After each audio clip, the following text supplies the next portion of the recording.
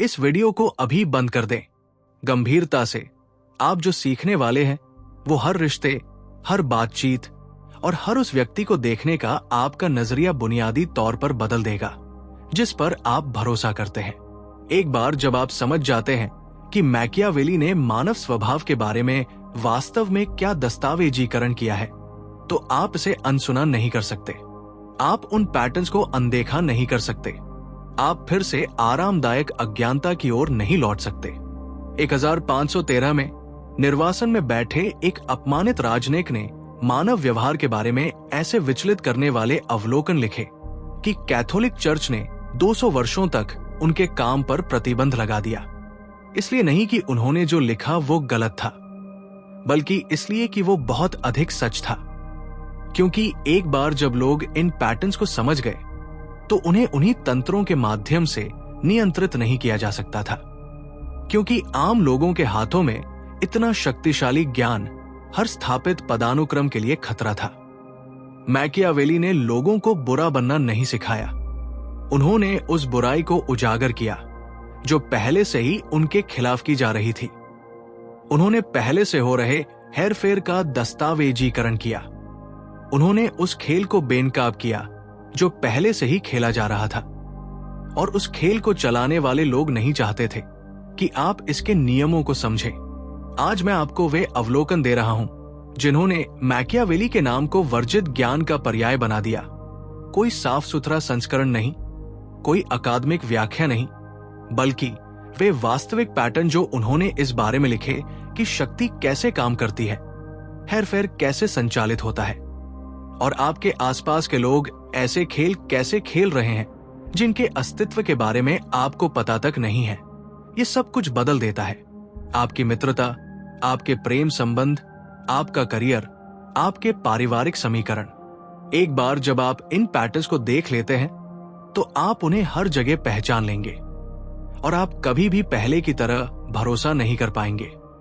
अपनी आरामदायक भ्रांतियों को बरकरार रखने और इस वीडियो को बंद करने का ये आखिरी मौका है। अभी भी यही है तो चलिए उस सच को उजागर करते हैं जिसे आपको जानना नहीं चाहिए। पैटर्न 1, हर कोई हमेशा अभिनय कर रहा है। यहां मैकियावेली का पहला वर्जित अवलोकन है। हर कोई वो देखता है जो आप प्रतीत होते हैं, लेकिन बहुत कम लोग उसे अनुभव कर पाते हैं जो आप वास्तव में हैं। इसका अनुवाद ये है, हर व्यक्ति जिसके साथ आप बातचीत करते हैं वो सामाजिक उपभोग के लिए रणनीतिक रूप से तैयार किए गए अपने एक संस्करण का अभिनय कर रहा है। जिस व्यक्ति को आप जानते हैं वो उनका वास्तविक स्वरूप नहीं, बल्कि एक सावधानी पूर्वक निर्मित प्रस्तुति है। ये कोई सामयिक बेईमानी नहीं है, ये एक निरंतर सार्वभौमिक अभिनय है जो सचेत जागरूकता के नीचे संचालित होता है। आपका सबसे अच्छा दोस्त अपने वास्तविक हितों और गणनाओं को प्रबंधित करते हुए मित्रता का अभिनय कर रहा है। आपका साथी रणनीतिक विकल्पों और सीमाओं को बनाए रखते हुए प्यार का अभिनय कर रहा है। आपके सहकर्मी बढ़त हासिल करने की स्थिति बनाते हुए सहयोग का अभिनय कर रहे हैं। ये अभिनय अनिवार्य रूप से दुर्भावनापूर्ण नहीं है, ये अनुकूलनशील मानव व्यवहार है।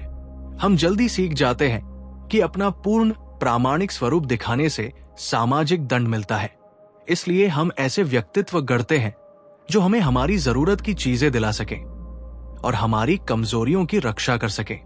लेकिन इसका परिणाम यह है कि आप कभी भी किसी को पूरी तरह से नहीं जान पाते और कोई भी आपको वास्तव में नहीं जान पाता।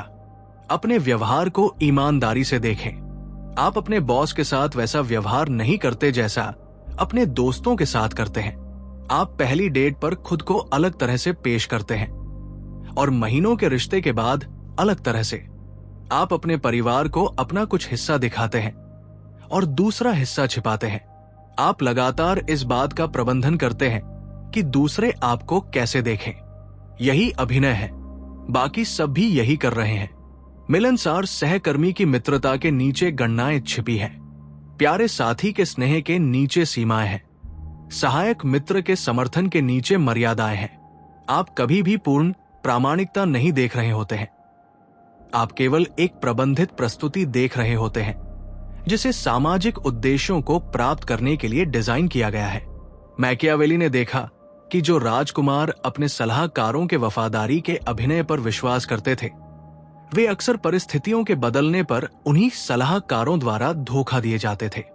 वो वफादारी तब तक हितों की रक्षा करने वाला एक अभिनय था जब तक उसका फायदा था। आपके रिश्ते भी इसी तरह काम करते हैं। जो व्यक्ति आज मित्रता का अभिनय कर रहा है, वो तब अभिनय करना बंद कर देगा जब वो अभिनय उसके हितों की पूर्ति नहीं करेगा। जो व्यक्ति प्रेम का अभिनय कर रहा है, वो तब रुक जाएगा जब उसकी जरूरतें बदल जाएंगी या बेहतर विकल्प सामने आएंगे। जो व्यक्ति वफादारी का अभिनय कर रहा है, उसने पहले ही गणना कर ली है कि कब बेवफाई अधिक फायदेमंद होगी। ये असहज करने वाला है, क्योंकि इसका मतलब है कि आप किसी की प्रस्तुति पर पूरी तरह भरोसा नहीं कर सकते। लेकिन ये मुक्तिदायक भी है, क्योंकि इसका मतलब है कि आप उन मनुष्यों से प्रामाणिक निरंतरता की उम्मीद करना बंद कर सकते हैं जो मौलिक रूप से रणनीतिक और अनुकूलनशील है। लोग तब तक सुसंगत रहेंगे जब तक सुसंगत रहना उनके काम आता है। जब ऐसा नहीं होगा तो वे बदल जाएंगे। इसलिए नहीं कि वे बुरे हैं, बल्कि इसलिए कि वे इंसान हैं। आपकी सुरक्षा इस अभिनय को पहचानने में है, इसके प्रति भोला न बनने में है। रिश्तों का आनंद ले जब तक वे चल रहे हैं, बिना ये उम्मीद किए कि वे अभिनय वाले वादों के आधार पर हमेशा टिके रहेंगे। जो व्यक्ति आज अभिनय कर रहा है, वो कल शायद ना करे। और मानवीय रिश्ते बस इसी तरह काम करते हैं। पैटर्न 2, सभी वफादारी सशर्त और अस्थायी है। मैकियावेली ने लिखा, लोग कृतघ्न, चंचल, झूठे, डरपोक और लालची होते हैं, और जब तक आप सफल हैं, वे पूरी तरह आपके हैं। लेकिन जब खतरा करीब आता है तो वे आपके खिलाफ हो जाते हैं। वफादारी के बारे में ये उनका सबसे क्रूर अवलोकन है कि ये कभी वास्तव में वफादार नहीं होती। ये हमेशा आपके द्वारा लाभ प्रदान करने की निरंतर क्षमता और बोझ न बनने की स्थिति पर निर्भर करती है। अपने जीवन में इस पैटर्न को देखें। वे दोस्त जो आपके सफल, मनोरंजक या उपयोगी होने के दौरान तीव्रता से मौजूद थे, फिर परिस्थितियां बदली, आपको कठिनाई का सामना करना पड़ा, या आप कम मनोरंजक हो गए, या आप वो प्रदान नहीं कर सके जो वे चाहते थे। अचानक वे दोस्ती बनाए रखने के लिए बहुत व्यस्त हो गए। परिस्थितियां बदलते ही वफादारी गायब हो गई। ये केवल बुरे दोस्तों तक सीमित नहीं है, ये सार्वभौमिक मानवीय व्यवहार है। लोग रिश्तों, दोस्ती, रोमांटिक, पेशेवर, पारिवारिक में तब तक बने रहते हैं जब तक लाभ लागत से अधिक होता है। जब वो गणना बदलती है तो अधिकांश लोग स्वाभाविक रूप से स्वार्थी जीवों के रूप में अपनी वफादारी बदल लेते हैं। आपके साथी की वर्तमान भक्ति इस शर्त पर टिकी है कि आप उनकी जरूरतों को पूरा करते रहें, उनके लिए आकर्षक बने रहें और बेहतर विकल्प न बने। यदि वे शर्तें बदलती है तो भक्ति बदल जाती है। ये तब तक सनकी लगता है जब तक आप अपने व्यवहार की जांच नहीं करते और महसूस नहीं करते कि आप भी उसी तरह काम करते हैं। लोग आपको जो वफादारी दिखाते हैं वो आपके बारे में नहीं है, वो इस बारे में है कि आप उन्हें क्या प्रदान करते हैं। स्थिति, मनोरंजन, भावनात्मक समर्थन, व्यावहारिक लाभ, यौन पहुंच, सामाजिक संबंध या वित्तीय लाभ।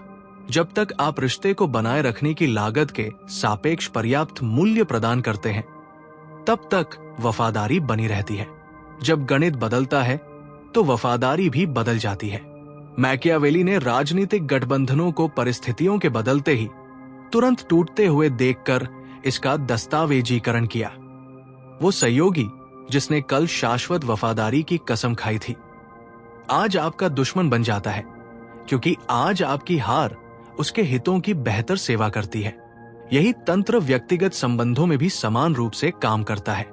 लोग तब तक वफादार रहते हैं जब तक आपकी सफलता उन्हें लाभ पहुंचाती है, और जब आपकी मुश्किलें उनके लिए बोझ बन जाती हैं, तो वे आपका साथ छोड़ देते हैं। यही कारण है कि वास्तव में बिना शर्त वफादारी बहुत दुर्लभ है। माता पिता कभी कभी बच्चों के साथ इसे हासिल कर लेते हैं, और वो भी सार्वभौमिक नहीं है। बिना शर्त वफादारी का दावा करने वाले अन्य अधिकांश रिश्ते वास्तव में गहरे रूप से सशर्त होते हैं। बस उन शर्तों का अभी तक परीक्षण नहीं हुआ है। जब उनका परीक्षण होता है तो उनकी शर्तिया प्रकृति प्रकट हो जाती है। आपकी सुरक्षा सनकी बनने और किसी पर भरोसा न करने में नहीं है, यह पहचानने में है कि वफादारी की सीमाएं और शर्तें होती हैं, भले ही वे सीमाएं स्पष्ट रूप से स्वीकार न की गई हों। अपने रिश्तों में विकल्प बनाए रखें। किसी एक व्यक्ति की वफादारी पर खुद को निर्भर न करें। कई लोगों को मूल्य प्रदान करें ताकि किसी एक व्यक्ति की वफादारी बदलने से आप तबाह न हो।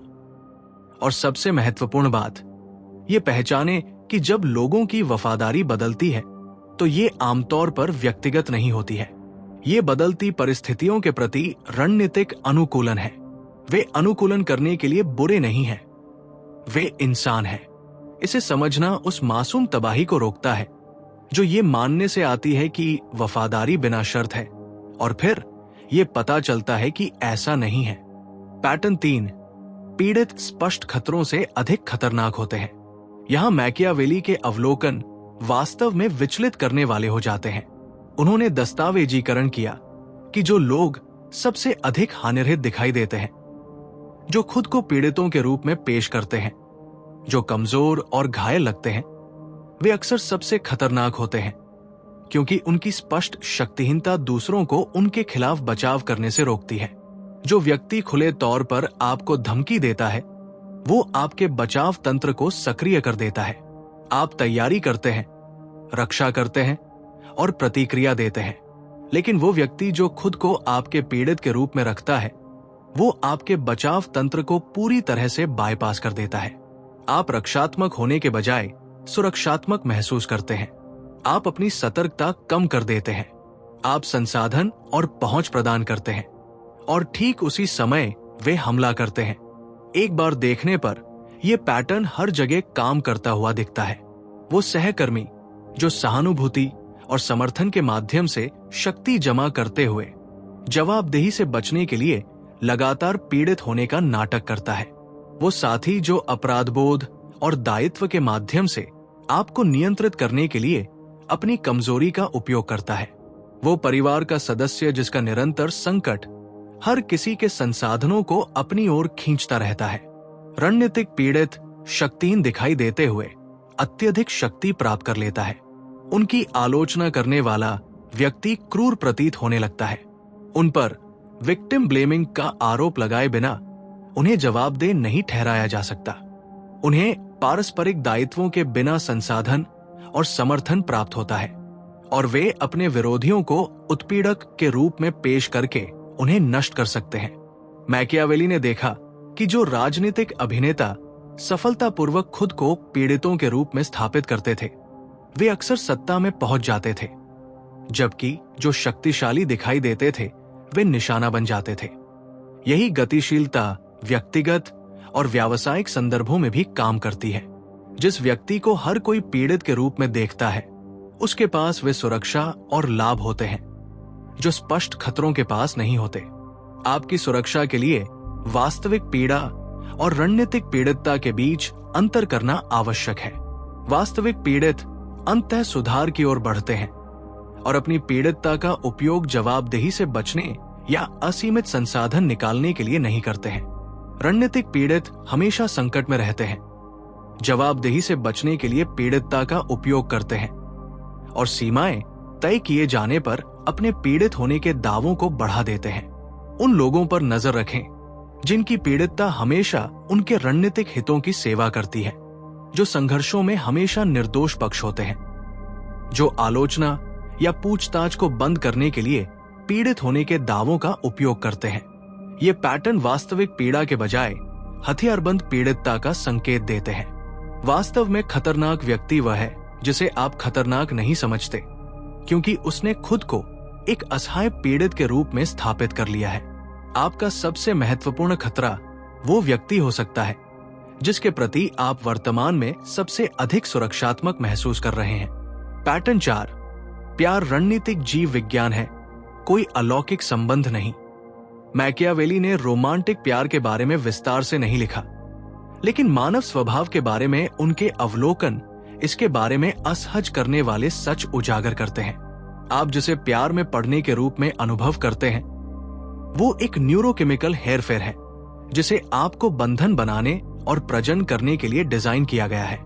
ये अस्थायी है, ये निर्णय लेने की क्षमता को बाधित करता है, और ये मौलिक रूप से अलौकिक होने के बजाय रणनीतिक है। जिसे आप प्यार कहते हैं, वो तीव्र भावना अधिकतम 6 महीने से 3 साल तक रहती है। आपका मस्तिष्क शाब्दिक रूप से उस न्यूरोकेमिकल स्थिति को अधिक समय तक बनाए नहीं रख सकता। ये चयापचय मेटाबॉलिकली की दृष्टि से बहुत महंगा है और आपके कार्य करने की क्षमता को खराब कर देगा। इसलिए विकासवाद, एवोल्यूशन ने रोमांटिक प्रेम को इतना तीव्र बनाया कि वो बंधन बना सके, लेकिन इतना अस्थायी भी कि वो आपके व्यापक कामकाज को नष्ट न करे। इसका मतलब है कि रोमांटिक प्रेम के आधार पर आप जो भी निर्णय लेते हैं, जिसमें किससे शादी करनी है ये भी शामिल है, वो एक अस्थायी न्यूरोकेमिकल प्रभाव के तहत लिया जा रहा है, जो उसी प्रश्न के प्रति आपके निर्णय को बाधित करता है जिसका उत्तर देने के लिए इसका उपयोग किया जा रहा है। आप अपना भविष्य उन भावनाओं पर दांव पर लगा रहे हैं जिनका बदलना तय है, और उस निर्णय का उपयोग कर रहे हैं जो उन भावनाओं से समझौता कर चुका है। जब न्यूरोकेमिस्ट्री सामान्य हो जाती है तो आप उसी के साथ रह जाते हैं जिसे आपने बिगड़े हुए निर्णय के आधार पर चुना था, और आपको ये पता लगाना होता है कि क्या आप वास्तव में उनके साथ दशकों की साझेदारी के लिए अनुकूल हैं, जिनमें तीव्र रोमांटिक भावना शामिल नहीं होती। अधिकांश लोग पाते हैं कि वे नहीं हैं। यही कारण है कि पहली शादियों के लिए तलाक की दर 50% के करीब है, और बाद की शादियों के लिए ये और बढ़ जाती है। जिस व्यक्ति के बिना आपको लगता है कि आप अभी जीवित नहीं रह सकते, वो आपके मस्तिष्क में डोपामाइन, नॉरपेनेफ्रिन और सेरोटोनिन के उतार चढ़ाव का परिणाम है, जो एक अस्थायी जुनून पैदा करता है। 1 या 2 साल में जब वे रसायन सामान्य हो जाते हैं तो वो व्यक्ति कम असाधारण लगने लगेगा, और रिश्ता न्यूरोकेमिकल नशे के बजाय वास्तविक अनुकूलता पर निर्भर करेगा। मैकियावेली इसे तुरंत पहचान लेते। इंसानों के रूप में जैविक अनिवार्यताओं द्वारा नियंत्रित होते हुए वे इन्हें अलौकिक अनुभव समझने की भूल करते हैं। आपको लगता है कि आप गहरे संबंध के आधार पर चुनाव कर रहे हैं। वास्तव में आप अपने दीर्घकालिक सुख या अनुकूलता की परवाह किए बिना जीन को आगे बढ़ाने के लिए डिजाइन किए गए प्राचीन जैविक प्रोग्रामिंग के प्रति प्रतिक्रिया दे रहे हैं। आपकी सुरक्षा ये पहचानने में है कि जीवन साथी चुनने के लिए रोमांटिक प्रेम सबसे खराब संभव मानदंड है, क्योंकि ये अस्थायी है और निर्णय लेने की क्षमता को बाधित करता है। संभावित भागीदारों का मूल्यांकन वास्तविक अनुकूलता, वित्तीय मूल्यों, जीवन के लक्ष्यों, संचार शैलियों और जीवन शैली की प्राथमिकताओं के लिए करें, ये पहचानते हुए कि रोमांटिक भावना रिश्ते की व्यवहार्यता के लिए एक विश्वसनीय मार्गदर्शक के बजाय अस्थायी नशा है। गहन भावना के बजाय अनुकूल साझेदारी पर रिश्ते बनाएं। भावना वैसे भी फीकी पड़ जाएगी। यदि निर्णय न्यूरोकेमिकल नशे के दौरान लेने के बजाय स्पष्ट समझ के साथ बुद्धिमानी से लिया जाए तो अनुकूल साझेदारी दशकों तक चल सकती है। पैटर्न 5, हर रिश्ता सत्ता की बातचीत, पावर नेगोशिएशन है मैकियावेली का सबसे मौलिक अवलोकन। सभी मानवीय अंतःक्रियाएं शक्ति वितरण पर बातचीत है। हर रिश्ते में इस बारे में निरंतर, अधिकतर अचेतन बातचीत शामिल होती है कि किसके पास क्या शक्ति है, कौन किन संसाधनों को नियंत्रित करता है, कौन क्या सीमाएं तय करता है। ये बातचीत कभी नहीं रुकती, क्योंकि शक्ति की गतिशीलता लगातार बदलती रहती है। किसी भी रिश्ते को देखें और आप इसे देखेंगे। शेड्यूल को कौन नियंत्रित करता है, किसकी प्राथमिकताओं को प्राथमिकता मिलती है, किसकी सीमाओं का सम्मान किया जाता है, बड़े फैसलों पर अंतिम फैसला किसका होता है, संसाधनों तक किसकी पहुंच है। ये सवाल हजारों छोटी बातचीत के माध्यम से लगातार तय किए जाते हैं, जो शक्ति वितरण स्थापित करते हैं। अधिकांश लोग इस बातचीत के प्रति अचेतन होते हैं, जिसका अर्थ है कि वे उन लोगों से लगातार हार रहे हैं जो इसके प्रति सचेत हैं। आपको लगता है कि आप योजनाओं को फिर से बदलकर अपने दोस्त की मदद कर रहे हैं। वास्तव में आप ये स्थापित कर रहे हैं कि उनकी प्राथमिकताएं आपकी प्राथमिकताओं पर हावी हैं। आपको लगता है कि आप चीजों के लिए असमान रूप से पैसा खर्च करके अपने साथी के साथ उदार हो रहे हैं। वास्तव में आप आर्थिक निर्भरता स्थापित कर रहे हैं जो शक्ति को स्थानांतरित कर देती है। हर समझौता, हर तालमेल, हर सीमा जिसे आप खिसकने देते हैं, शक्ति वितरण के बारे में एक मिसाल कायम करती है। जो व्यक्ति ये सीख जाता है कि वो आपकी सीमाओं का अनादर कर सकता है, वो सीख जाता है कि उसके पास आप पर शक्ति है। जो व्यक्ति ये सीख जाता है कि आप हमेशा उनकी प्राथमिकताओं के अनुसार ढल जाएंगे, वो सीख जाता है कि वो रिश्ते को नियंत्रित करता है। जो व्यक्ति ये सीख जाता है कि वो बदले में कुछ दिए बिना संसाधन निकाल सकता है, वो सीख जाता है कि वो असमान विनिमय का लाभार्थी है। ये शक्ति वितरण एक बार स्थापित हो जाने के बाद फिर से बातचीत करना कठिन हो जाता है। जिस व्यक्ति ने ये स्थापित कर लिया है कि वो आखिरी मिनट में आपको मना कर सकता है, वो आपके द्वारा सख्त सीमाएं तय करने को आसानी से स्वीकार नहीं करेगा। जिस व्यक्ति ने ये स्थापित कर लिया है कि वो आपके साथ बुरा व्यवहार कर सकता है, वो सम्मान की आपकी मांग को आसानी से स्वीकार नहीं करेगा। आपने उन्हें पिछले समझौतों के माध्यम से प्रशिक्षित किया है कि आपकी सीमाएं परक्राम्य, नेगोशिएबल हैं। मैकियावेली ने देखा कि जो राजकुमार शक्ति स्थापित करने और बनाए रखने में विफल रहे, वे उन्हीं के द्वारा नियंत्रित किए गए जिन्हें वे सोचते थे कि वे नियंत्रित कर रहे हैं। यदि आप सचेत रूप से सीमाएं स्थापित और बनाए नहीं रख रहे हैं, तो आपके रिश्ते भी ठीक उसी तरह काम करते हैं। आप अनजाने में दूसरों के सामने सत्ता सौंप रहे हैं, जो इसका उपयोग परोपकार से कर भी सकते हैं और नहीं भी। आपकी सुरक्षा ये पहचानने में है कि हर बातचीत में शक्ति की बातचीत शामिल होती है, चाहे आप इसे स्वीकार करें या ना करें। जो व्यक्ति इस बातचीत के प्रति सचेत है, वो रणनीतिक रूप से भाग ले सकता है। जो व्यक्ति इसके प्रति अचेतन है, वो भी भाग तो लेता है, लेकिन लगातार हारता है, क्योंकि उसे पता ही नहीं होता कि किस बात पर बातचीत हो रही है। शुरुआत में ही सीमाएं तय करें, उन्हें लगातार लागू करें। पहचाने कि जब कोई सीमाओं का परीक्षण कर रहा हो और दृढ़ता से जवाब दे। संसाधन विनिमय में पारस्परिकता बनाए रखें। इतना अधिक समझौता न करें कि आप ये स्थापित कर दें कि आपकी कोई सीमा नहीं है। सचेत शक्ति वार्ता आपको अनजाने में शक्ति समर्पण से बचाती है। पैटर्न 6, आपके विश्वास दूसरों के हितों द्वारा प्रबंधित किए जाते हैं। मैकियावेली ने देखा कि सफल शासक अपने विषयों के विश्वासों को उनके कार्यों से अधिक नियंत्रित करते थे। विश्वास को नियंत्रित करें और व्यवहार अपने आप पीछे आ जाता है। ये पैटर्न आज परिष्कार के साथ काम करता है, जो मैकियावेली को भी आश्चर्यचकित कर देगा, लेकिन उन्हीं सिद्धांतों का पालन करता है जिन्हें उन्होंने पूरी तरह से प्रलेखित किया था। राजनीति, नैतिकता, रिश्तों, सफलता, खुशी के बारे में आपके जो विश्वास है, उनमें से अधिकांश स्वतंत्र जांच के माध्यम से विकसित नहीं हुए थे। उन्हें उन लोगों और संस्थानों द्वारा स्थापित किया गया था जिनके हितों की वे विश्वास सेवा करते हैं। आपके मूल्य प्रामाणिक महसूस होते हैं, लेकिन उन्हें ऐसी कहानियों, नैरेटिव्स के संपर्क में आकर आकार दिया गया था जो आपको दूसरों के लिए फायदेमंद तरीकों से सोचने, महसूस करने और व्यवहार करने के लिए डिजाइन की गई थी। ये कोई साजिश सिद्धांत नहीं है, ये बुनियादी सामाजिक इंजीनियरिंग है जो एक बार देखने के बाद खुलकर काम करती है। मीडिया की कहानियां राजनीतिक विश्वासों को उन तरीकों से आकार देती है जो विशिष्ट हितों की सेवा करते हैं। शैक्षिक प्रणालियां ऐसे मूल्यों को स्थापित करती हैं जो आज्ञाकारी, श्रमिक और उपभोक्ता बनाते हैं। सामाजिक मानदंड उन व्यवहारों को लागू करते हैं जो मौजूदा शक्ति संरचनाओं को बनाए रखते हैं। मार्केटिंग ऐसी इच्छाएं पैदा करती है जो आर्थिक गतिविधि को बढ़ावा देती है। आप मानते हैं कि आपने स्वतंत्र रूप से कुछ निष्कर्ष निकाले हैं। वास्तव में आपको सावधानी पूर्वक तैयार की गई जानकारी और कहानियों के संपर्क में रखा गया है जो आपको पूर्व निर्धारित निष्कर्षों की ओर ले जाने के लिए डिजाइन की गई है।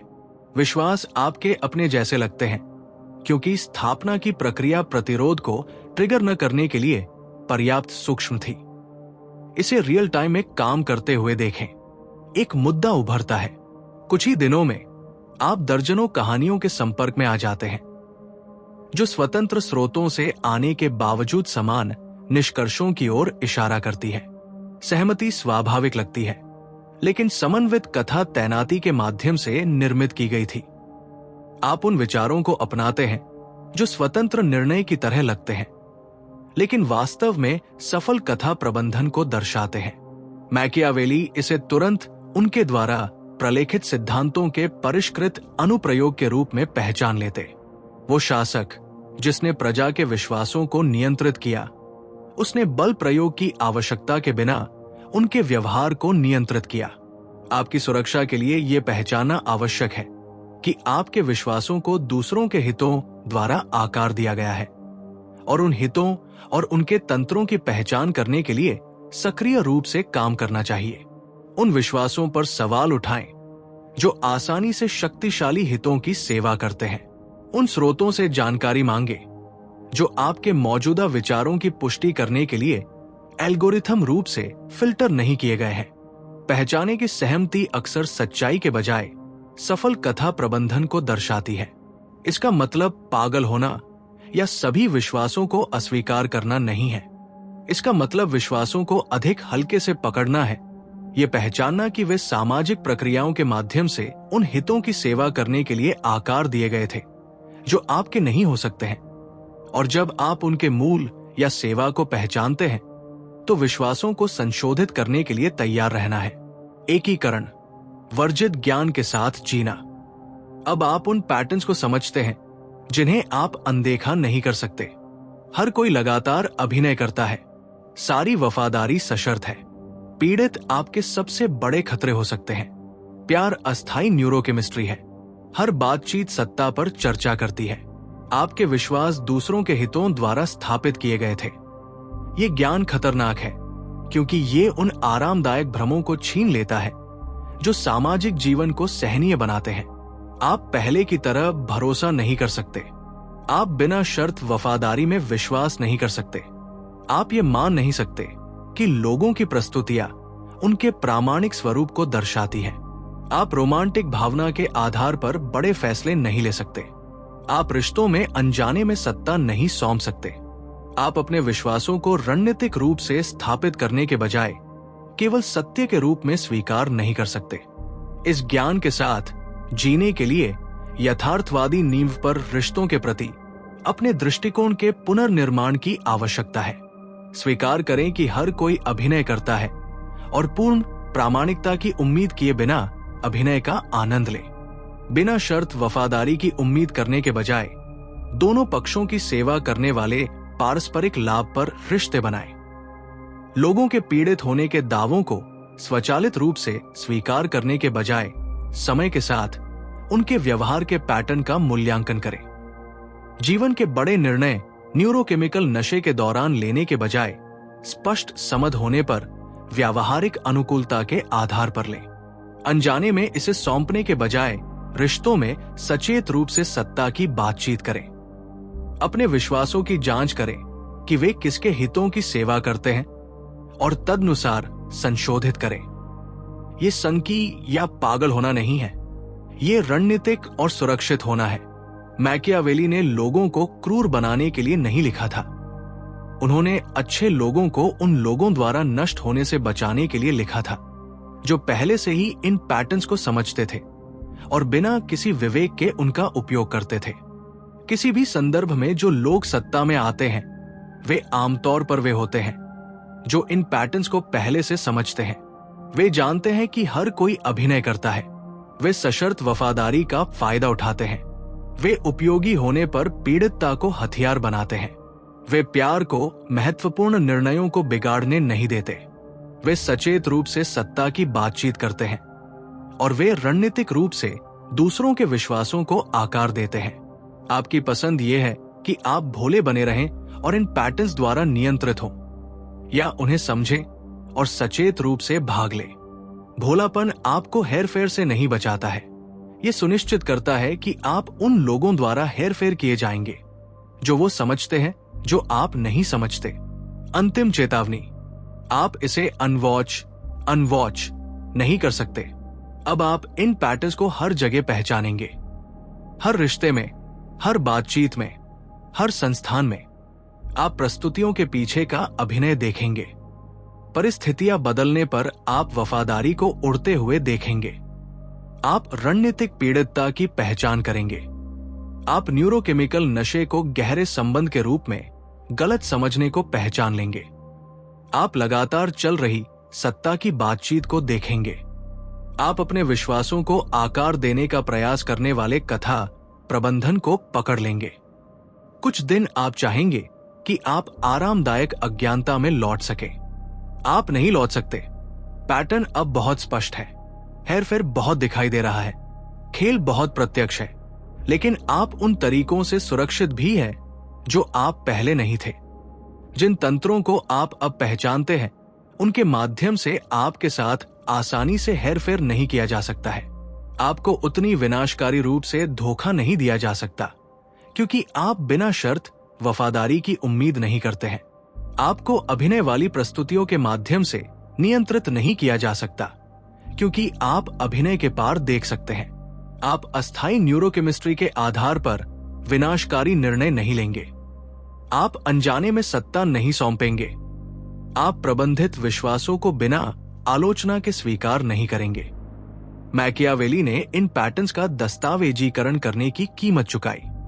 निर्वासन, गरीबी और मौजूदा सत्ता संरचनाओं को खतरे में डालने वाली सच्चाइयों को प्रकट करने के लिए उनका नाम बुराई का पर्याय बन गया। लेकिन उनके अवलोकन जीवित है, क्योंकि वे असहज सटीकता के साथ वास्तविकता का वर्णन करते हैं। अब आपके पास वो ज्ञान है जो 500 वर्षों से वर्जित, दबाया और विकृत किया गया है। आप इसके साथ क्या करते हैं, ये तय करता है कि ये अभिशाप बनता है या सुरक्षा। दूसरों के साथ हेरफेर करने के लिए इसका उपयोग करें और आप वही बन जाते हैं जिसे सिखाने का मैकियावेली पर झूठा आरोप लगाया गया है। दूसरों के साथ उचित व्यवहार करते हुए खुद को बचाने के लिए इसका इस्तेमाल करें और आप वही बन जाते हैं जो मैकियावेली वास्तव में थे। कोई ऐसा व्यक्ति जो वास्तविकता को स्पष्ट रूप से देखता है और उसका शिकार बने बिना सफलतापूर्वक उसका सामना करता है। विकल्प आपका है। पैटर्न नहीं बदलेंगे। उनके प्रति आपकी जागरूकता स्थायी रूप से बदल गई है। आरामदायक भ्रम के बिना वास्तविकता में आपका स्वागत है। ये कम सुखद है, लेकिन विकल्प की तुलना में बहुत अधिक सटीक है। और याद रखें, इसे 2 बार देखना सुरक्षित नहीं है, क्योंकि एक बार ही आपके सब कुछ देखने के नजरिए को हमेशा के लिए बदलने के लिए काफी है।